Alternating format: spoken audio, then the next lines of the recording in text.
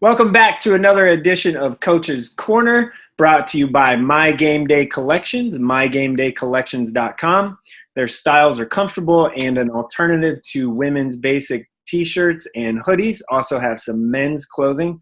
They offer royalties on all gross sales or a kickback to the schools that sign up with them up to 8%. So pretty good deal there.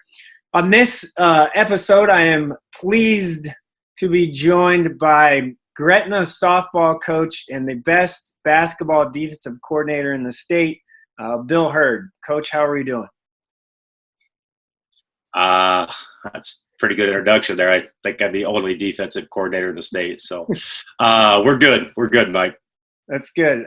Okay, not defensive coordinator, co-head coaches then. Co-head coach? I don't know if we've ever really quite figured that out.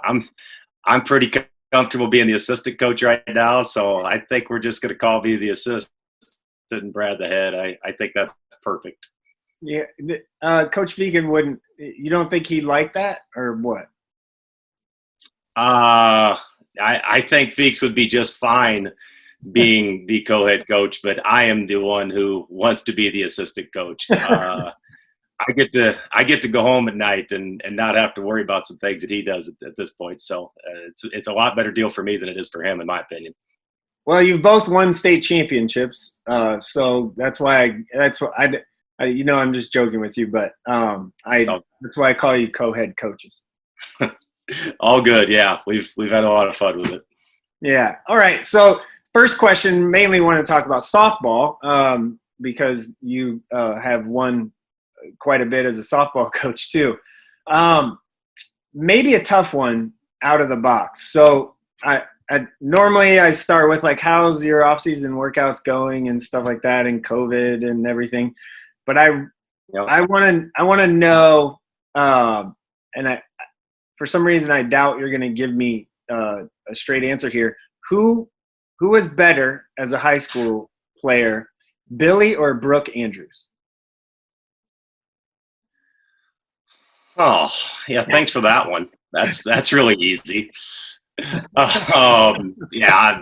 I'm absolutely not giving you a straight answer on this one.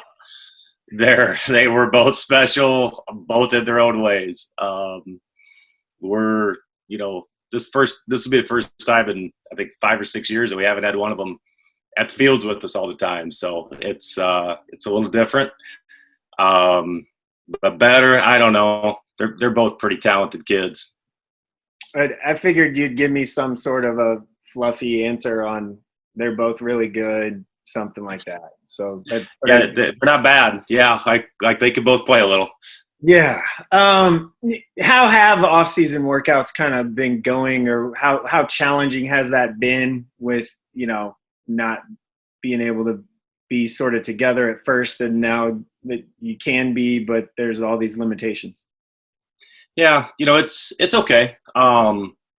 It took us a little bit to get started, like everybody. But what we've kind of found out, it forced us to break things into a couple groups. We've kind of found out that we like doing it the way that we have, a little bit more of a smaller group setting. And we've got a couple groups that come for an hour each. And so the kids are getting a little more maybe individualized instruction than what they have in the past. And it's worked out well for us. The part that you missed, kids want to be together. That's the piece that they like. But softball is also a little bit different in that, these kids are playing a ton in the summer, and especially these kids that are playing at a high level. The last thing you want to do is wear them out right now. There's some things you need to get done as a high school program, but there's also the idea that you got to give them some time off and to rest and to try to be right when it matters the most. And that's not until September, October. So some time off and some time for these kids physically. I don't hate it for them. And to be honest, this is probably with the quarantine and things that they went through. It's probably the longest a lot of our kids have had a break, and I don't mind that for them. I don't like the reasons why we had it, but I think it might actually be beneficial for some kids to have some of that time off. Yeah, allow their body to kind of recover a little bit and kind of mature sort of naturally and things like that. Yeah, they just the way their schedules are set up, they just don't have an opportunity to do that. They softball basically kicks up for them in January with club team practices, if it ever really quits, with lessons and instruction and all the things that they're doing. So for them to have a couple months off, the kids miss the time together and they miss the team part of it, but I don't hate that for them to have some time to actually get right physically. So looking ahead to if hopefully everyone's crossing their fingers that we'll have a season. You lose Billy, who was great, right? Like phenomenal. Yep. Who's some of the names to kind of step up and fill most of that production? Because at the plate she was pretty good. Yeah, she wasn't bad. For 4 years we just wrote her first in the lineup, and like we were pretty smart when we did that. It worked pretty well. We haven't really talked a ton about it as a group. Losing her is a big deal, but at the same time, you don't try to replace her with one kid. So like we kind of collectively try to go about it. We've got, I think, 6 or 7 starters back from last year. Inslee Frame, Faith Mills, and Kaylee Higdon all started in the infield the majority of the year last year. We've got our starting pitcher with Grace Buffington, our catcher with Jenna Marshall back, Jaden Haley, Mackenzie Devine, both started in the outfield. I mean, we've got a lot of kids that are back, and the focus is mostly about everybody just trying to get a little better. I think one of the biggest things in high school sports is experience, and just having gone through it once and to know what it feels like. And so hopefully everybody tries to contribute a little bit to that cause. Because you don't just plug and play with a kid like her. Like when Billy leaves, that's a big deal, and it's not just offensively, defensively too. Yeah. So I kind of want to switch gears a little to basketball because that's just more of what I do. And I guess I never asked you, but how hard was it to leave Ralston? I mean, you won state titles as a basketball coach. I guess you coached softball too, but how hard was that to kind of step away from what you had built there? Yeah, that was really hard, Mike. Professionally, that was the hardest thing I've had to do.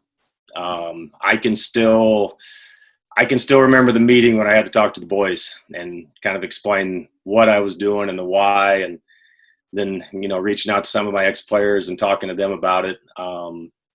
We had something built there that was really special to us. A lot of buy-in from kids and families and parents and just the community. So that was really hard. It was. The head coaching part was fine. I mean, Brad and I, it all kind of started. Brad and I had spent some time coaching a Bison team years ago. If you remember the team with Ty Danielson and those guys. Yep. And we had a really good summer. We weren't the most talented team in the world, but we had a great run with them. And so we had kind of talked about if the opportunity ever came up that we would both be up for it. And it did. The timing's never perfect. Like I had a group at Ralston. There was a kid there by the name of Zach Flott. Zach went on to play football at Northwest Missouri State. Was an All-American down there, and loved him to death. And so, you had to walk out on some of those kids. That was hard. It really was. But, I guess it should be hard. If it's easy, you're probably not leaving behind what you want. Mm-hmm. But okay, back to softball. So I'm guessing Coach Peterson is going to watch this. So just how do you beat them? Like there's Papillion. They're ridiculous, right? So how do you do it? I mean, you hope their bus has a flat tire. I mean, I'm not real sure right now. We played them a few times last year, like 4 or 5, and that's a great question on how you actually get over top of that hump. I don't know.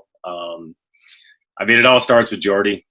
She's just different than everybody else. She's really special, and people that don't know what softball looks like should get out to see her at some point this year because she is that good. She really is. What so more of a fun question. Softball. Yeah, talk about Jordan. Not that much fun. Coaching against her is not. No. Softball has, the girls come up with a lot of fun chants, I guess is what I'll say. Cheers. What's been your favorite one that you've ever heard? Oh my gosh. I try to put those out as quickly as I possibly can. I've got a group of 12-year-olds I coach, and I have banned the cheers from them. I told them years ago that the umpire only let them get one a game in. So they thought that was the rule at the time. They've since caught on to my trick, but I don't know. I half the time I don't even know what they're saying. The other half the time they're probably making fun of me. So like I'm not real sure on the cheering section. I'm a very good source there. You've heard a lot though, like how many, like hundreds or thousands of different combinations? Thousands of them. I don't know where they come up with it. They are way more creative than I am.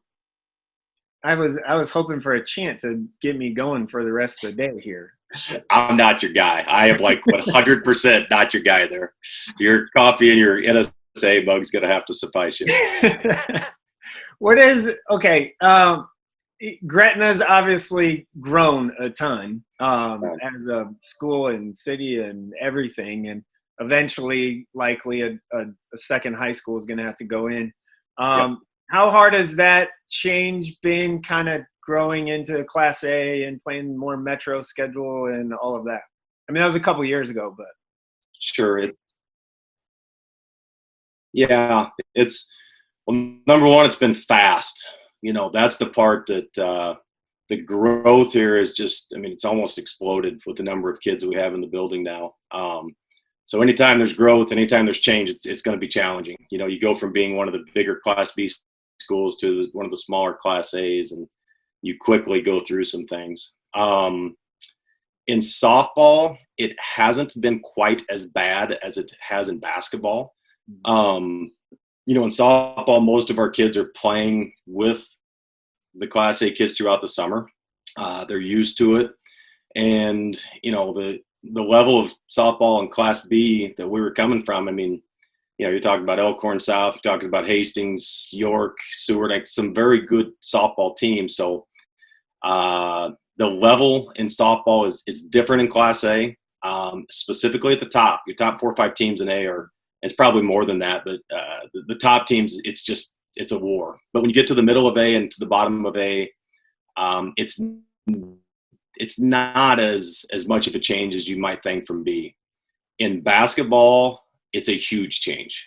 Brad and I've talked a lot about this. I think boys basketball is the most difficult sport in Class A just because of the depth. You might go play a team whose record isn't very good, and they got a guy.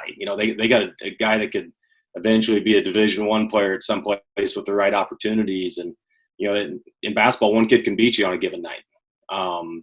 So basketball, I think it's really, really difficult. In softball, it's hard, especially at the top, and especially with the quality that you have in there right now. But it is a little different between the two. Okay, 2 final questions here. One is favorite team you've ever coached. Could be basketball, football, whatever. Or basketball, softball, whatever. Favorite team. That's hard. I've watched other coaches do this on here, and you don't want to leave anybody out. Nobody likes it when you're throwing this at them. Probably softball is probably the 2015 team that we won state with. Simply because we didn't have, I think we had 1 junior on that team. We didn't have a senior on the team.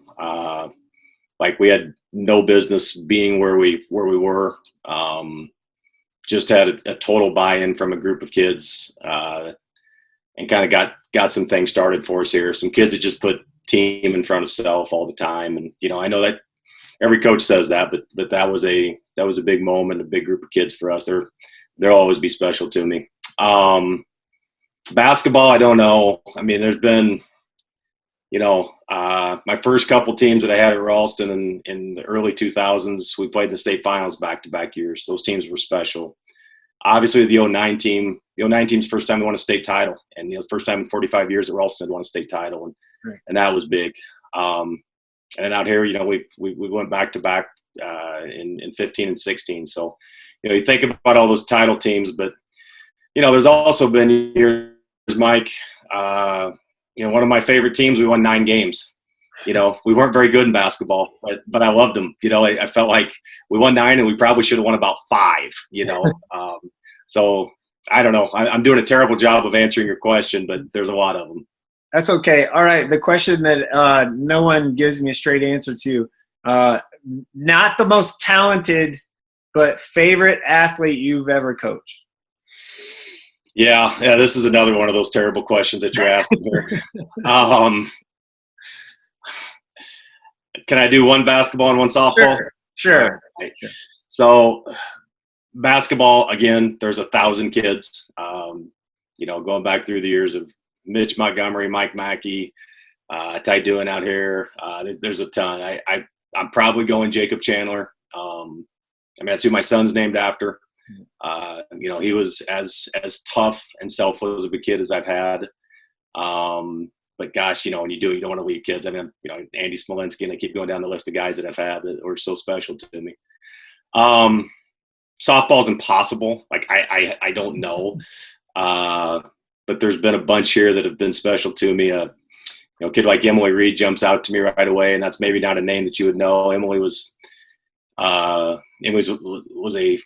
2-year starter for us. She's going to be a grad assistant in Mississippi next year. Just an unbelievable teammate, one of the best leaders I've ever been around.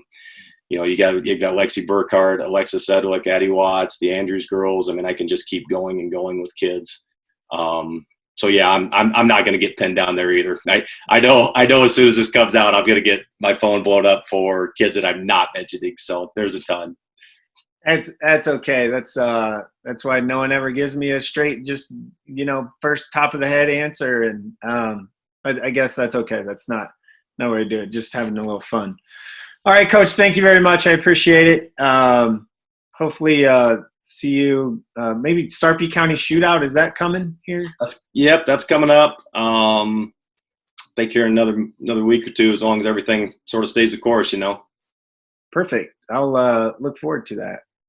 All right. All right. Thanks. You bet. Thanks, Mike. Take care.